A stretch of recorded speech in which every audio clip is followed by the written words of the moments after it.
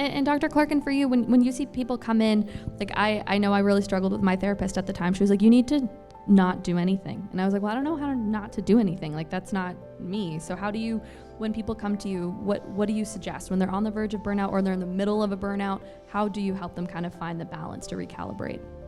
Yeah, it's a great question. And what I've heard all of you reflect are like really, really classic pieces of burnout, or how we've come to understand burnout, which can be a very individual experience, but there are some things that you tend to see when someone is burning out. So that emotional exhaustion, so like physical, but also the emotional, which can result in things like irritable mood and anger, and also trouble concentrating. So things to keep aware of when you start to reflect and see a deviation from how you normally baseline function. Other things to look for is a sense of depersonalization. So no longer feeling connected to yourself or others or your work, which can be difficult to manage, definitely.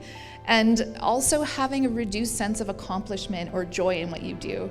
So like you were saying, you can't create out of that space in a way that's authentic and that can be positive.